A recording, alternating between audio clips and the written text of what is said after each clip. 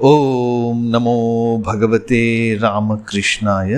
सार्थक परिपूर्ण जीवन के लिए महत्वपूर्ण सीख स्वामी जगदात्मानंद जी महाराज जी की महान पुस्तक जीने की कला से अध्याय 1, छोड़ो चिंता दुश्चिंता को।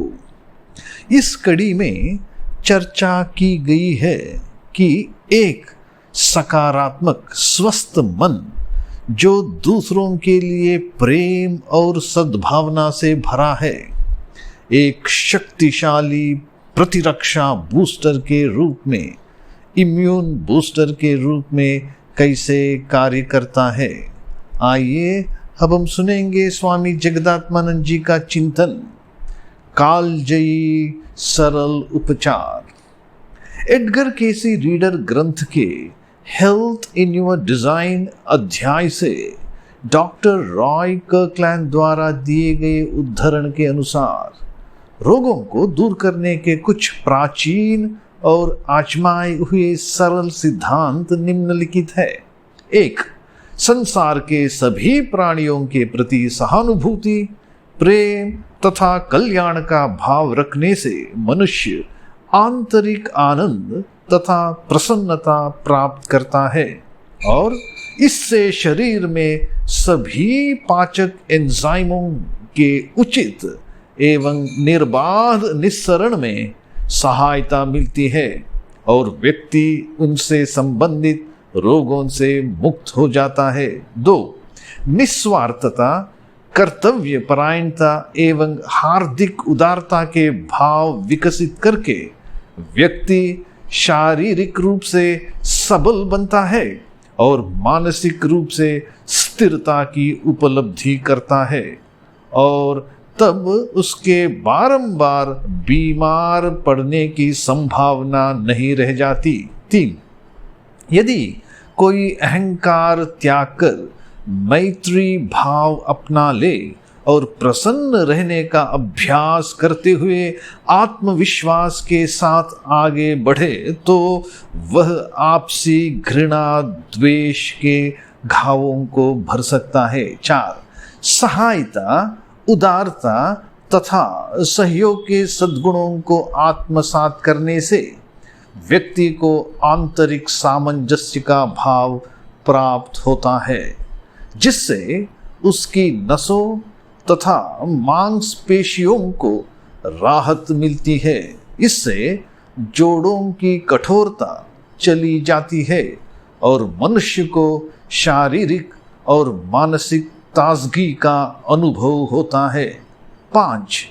यदि हम दूसरों के प्रति आत्मीयता एवं विश्व बंधुत्व के भाव को अपने रग रग में आत्मसात कर ले तो चोरी, डकैती, हत्या, अन्याय और आदर्शों का अवमूल्यन रुक जाएंगे।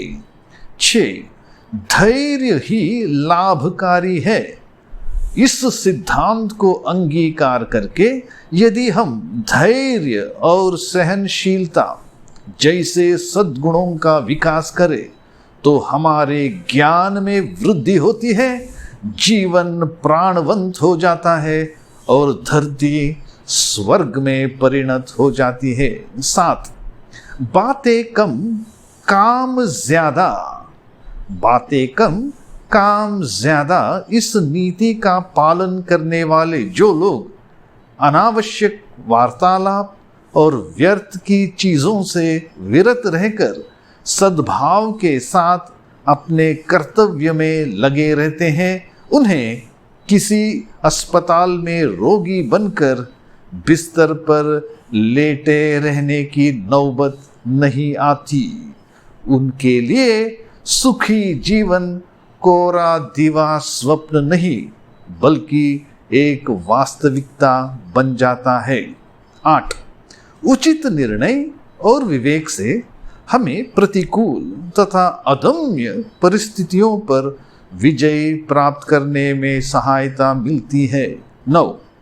नियमित प्रार्थना शारीरिक स्वास्थ्य का मार्ग प्रशस्त करती है। यह व्यक्ति के भीतर शक्ति और आत्मविश्वास का अजस्र स्रोत खोल देती है। फिर ऐसे लोग इस शक्ति और उत्साह को दूसरों में संचारित करने को प्रेरित होते हैं। स्वामी जगदात्मानंद जी कहते हैं, तुमने शिवलिंग देखा होगा। इसके ऊपर एक घड़े से धीरे धीरे पवित्र जल गिरता रहता है। ठीक वैसे ही अध्यवसाय के द्वारा, परसिवियरेंस के द्वारा जब हम अपनी भावनाओं को प्रशमित करने में समर्थ हो जाएंगे तो हमारा मन सर्वदा प्रसन्न रहेगा, और एक प्रसन्न मन किसी भी औषधि की अपेक्षा बेहतर स्वास्थ्य प्रदान कर सकता है। औषधियों के सेवन से कुछ अप्रिय प्रतिकूल प्रभावों की, साइड इफेक्ट्स की संभावना हो सकती है, परंतु सद्भावनाओं के विकास से स्वास्थ्य पर कोई बुरा प्रभाव नहीं पड़ता। ओम शांति शांति शांति। हरि ओम तत्सत। श्री राम कृष्णार्पणमस्तु।